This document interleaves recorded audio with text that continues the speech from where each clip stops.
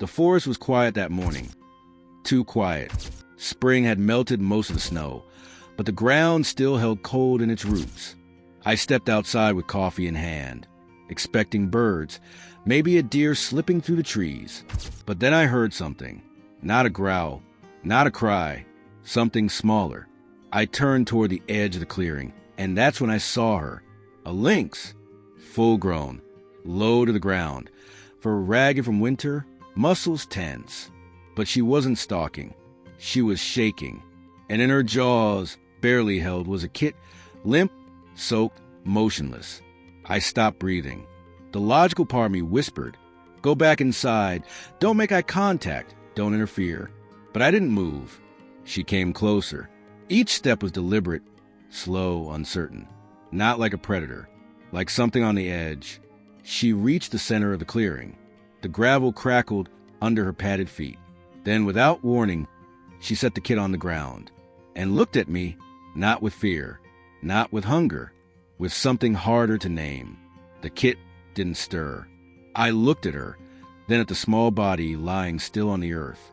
Something about her posture, ears low, breath shallow, told me this wasn't about power or territory. It was about desperation. I stepped forward. She didn't move. I knelt slowly.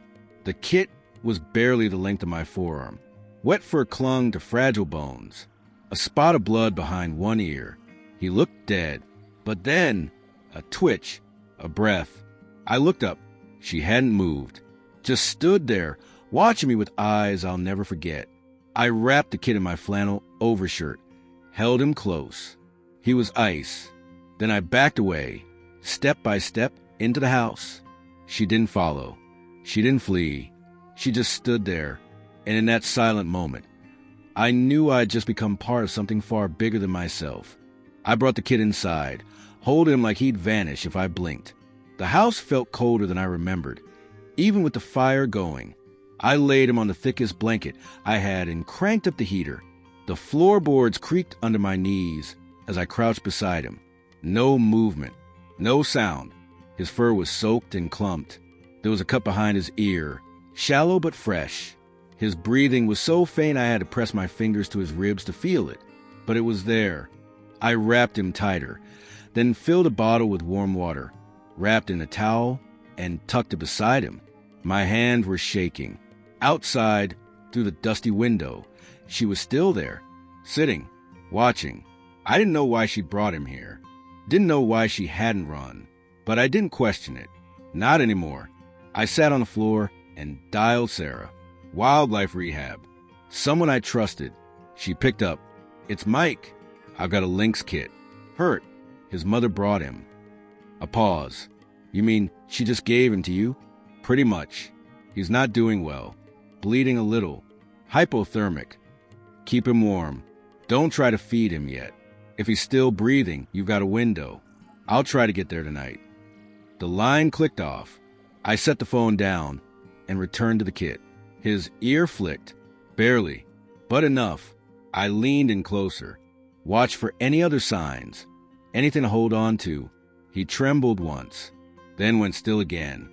I adjusted the bottle, pulled the blanket up, and just stayed there, listening to his breathing. Outside, she hadn't moved. That silence, the space between wild and home, it pressed in on all sides. She'd done what she could. Now it was on me. I didn't know what I was doing, but I knew I wouldn't stop. The hours crawled. I stayed next to him, barely moving, just listening to that faint, broken rhythm of his breath. The heat from the bottle was holding, but not for long. I changed it 3 times before noon. He hadn't opened his eyes. His body was a curled question mark beneath the layers of cloth. Every now and then, a tremor would run through him, like something deep inside was still fighting to stay.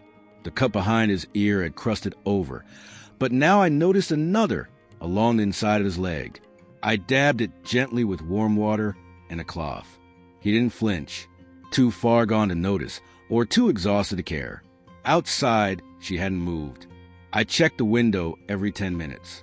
She was still there, same place, same pose, eyes fixed on the house. It was like she was part of the landscape now. part of this story I hadn't asked to be in. The silence between us wasn't just distance. It was an understanding I couldn't explain. Around 2 in the afternoon, the kit stirred. Not much, just a small twitch of the paw. I leaned in, barely breathing. His nose quivered, then his ear flicked twice, and then a sound, a thin cracked chirp. So quiet I thought I imagined it, but I didn't. He tried to stretch, failed, and settled back into a slow shiver. That's it. I whispered, "Come on, stay with me." I didn't know who I was talking to anymore. Him, her, or myself. The house felt like a cocoon now. Me, the heater, the breathing bundle on the floor, 100 square feet of hope. I called Sarah again. "Still holding on?" she asked. He moved, made a noise. That has to mean something. It does. If he made it through the first night, you've got a shot. Keep the temperature steady. Don't let him cool again. I'll be there before sundown. I hung up and pressed a fresh bottle into the blankets. His breathing had picked up slightly. Still raspy, still shallow, but more certain. And that soft trembling, it wasn't fear now. It was something else. Life, waking up inside him. Outside, dusk crept in, and she remained. A figure of silence, carved from instinct and grief. Not moving, not asking, just being. The kit twitched again, and for the first time his eyes opened. One was crusted, the other locked with mine. And everything in that moment told me this wasn't over. Not yet. By morning, it was clear I couldn't do this alone. The kid had survived the night, barely, but he was weakening. His breathing was labored again, his body too still. The wound on his leg looked worse in the daylight, swollen and red around the edges. I couldn't wait any longer. I gently lifted him, wrapped him back in the blanket, and placed him in a crate I'd padded with towels. He didn't resist, didn't even stir, just breathed barely. When I opened the front door, she was still there. She stood at the edge of the trees, rigid and silent, but her ears twitched when she saw me. I didn't speak. What could I say? I gave a small nod, more to acknowledge her than anything else. Then I loaded the crate into the truck and drove. The road to the clinic was long, close to an hour through back roads and hills. Every pothole felt like a test. Every bump, a threat. I kept glancing into the passenger seat, watching the tower rise and fall, still breathing. At the clinic, they didn't ask many questions. Sarah must have called ahead. The moment I walked in, a tech ran forward and took the crate from my arms. "Lynx kit?" she asked, already unwrapping him. "Yeah, the mother brought him to my property. He was already injured." They exchanged glances. Disbelief, but not judgment. Sarah peered from the back, pulling on gloves. "Let's see him," she said. On the table, under the bright lights, he looked even smaller. Bonier, dirt and dried blood clung to his fur. His paws twitched, but he didn't wake. Sarah leaned in. Multiple lacerations. This one's deep. Looks like a bite. Maybe from another predator. "Another lynx?" I asked. Could be. Sometimes dominant males kill rival kits. It's brutal, but it happens. They work fast. Fluids, antibiotics, wound irrigation. A tech monitored vitals while Sarah stitched the worst gash. I stood in the corner, helpless, watching strangers fight for his life like it was their own. His breathing stabilized after about 20 minutes. Still shallow, but more regular. He let out a soft mew under sedation. "He's not out of the woods," Sarah said, tying off the last stitch. "But he's got a fighting chance now." She turned to me. "You did the right thing bringing him in. Most wouldn't have made it through the night alone." I didn't answer right away. I was still picturing her, his mother, waiting in the trees, not knowing what I'd done, or maybe knowing somehow without needing to see it. I stayed for another hour while they moved him to recovery. When I finally stepped outside, the sun was higher, the air heavier. I climbed into the truck, started the engine, and sat there for a minute. Then I drove back, toward the trees, toward her. The road home felt heavier than before. I drove slower, not just because of the kid in the crate beside me, but because of what I was driving back into. I didn't know what I'd find, or if she'd still be there, but I knew I had to try. The kit was still groggy from sedation, breathing soft. The wounds were stitched, the fever under control. He was stable for now. The forest open around the house like it always did. Familiar, but strange now. And then I saw her. She was there. Same spot as always, right at the tree line, waiting. The moment she saw the truck, she stood. Her body didn't tense in fear. It braced. Her tail flicked. Her paws shifted. I saw her claws scrape at the dirt as she moved in a tight circle. It wasn't aggression. It was desperation. I killed the engine, opened the door slowly, lifted the crate from the passenger seat. She paced, back and forth. 1 step closer, 2 steps back. The kit made a noise inside the crate. Weak but real. Her head snapped toward the sound. I walked to the porch, set the crate down, and opened the top. Folded back the blanket, just enough. Then stepped away. She approached.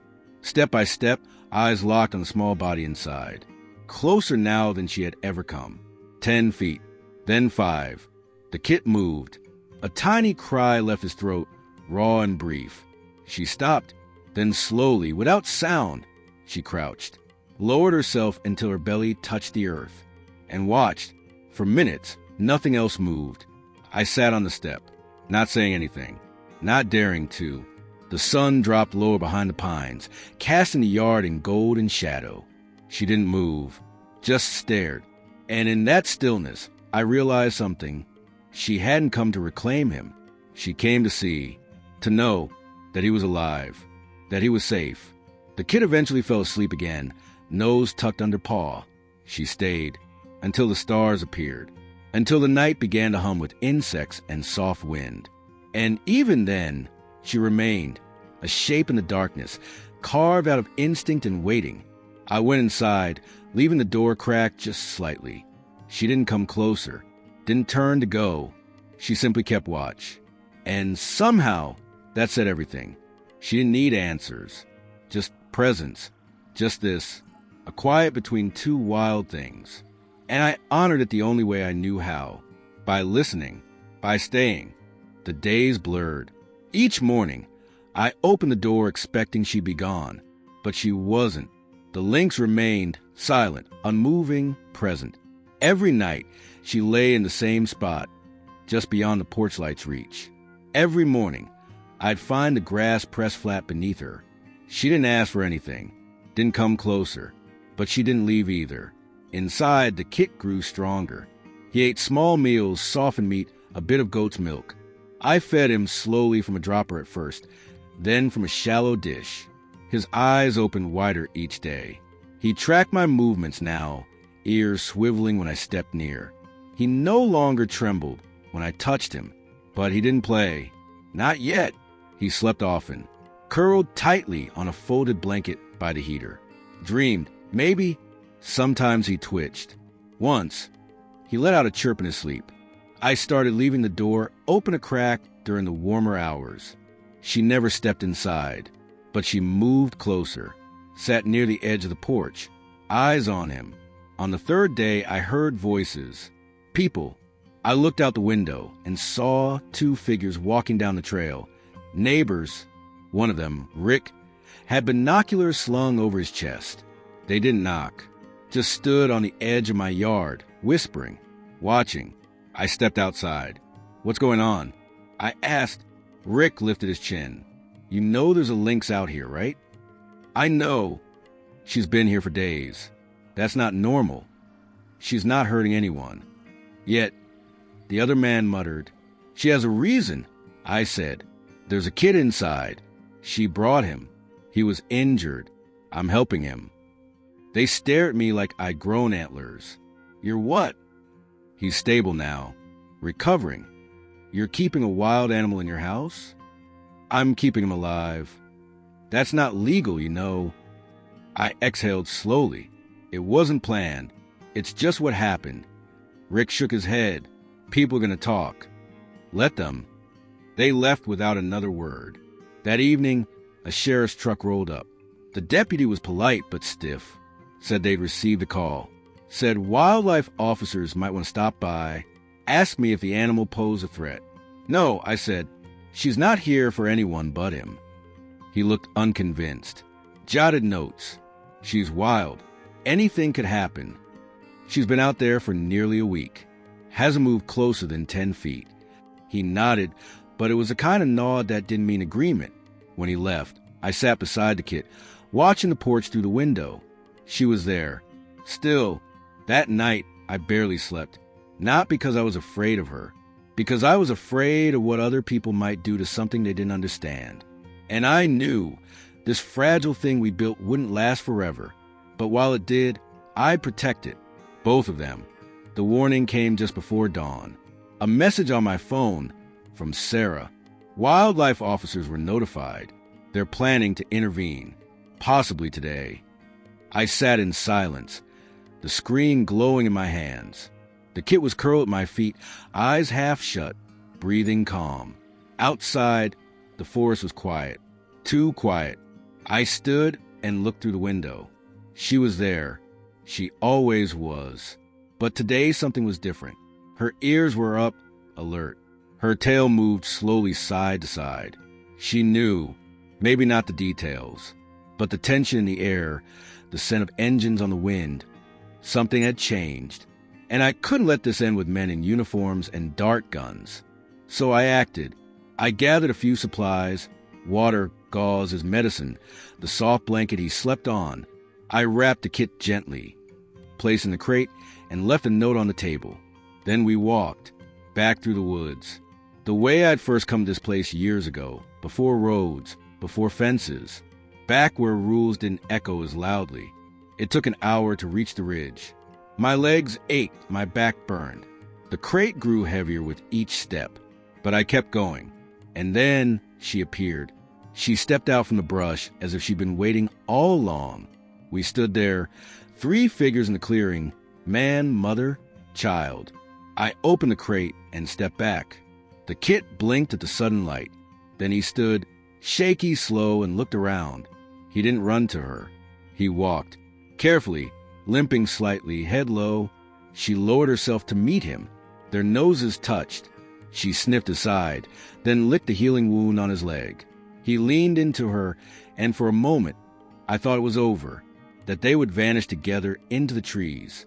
But she turned, looked at me, and then she walked away. Alone, no sound, no hesitation. She vanished into the green. The kit stayed. He sat down between us, looked one way, then the other, and chose. He came to me, crawled into my lap, tucked his nose into my coat, and let out a long, tired breath.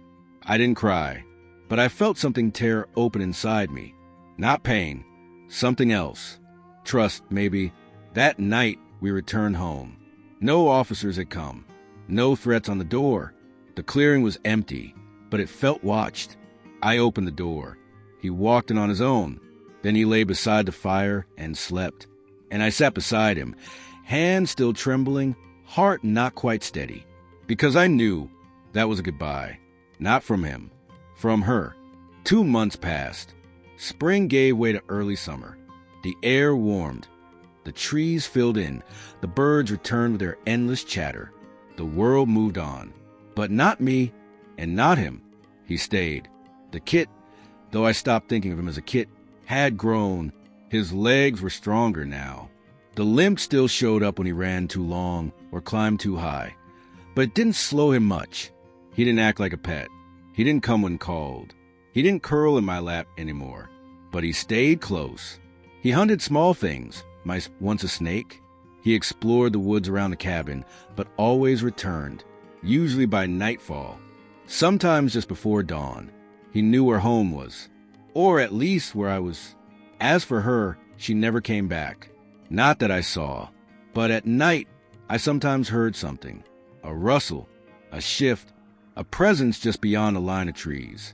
Not a threat, not even movement, really, more like memory breathing. He'd hear it too, lift his head, perk his ears, stare into the dark as if waiting. But no one came. Eventually, he'd lower his head again in sleep. I wondered if he remembered her.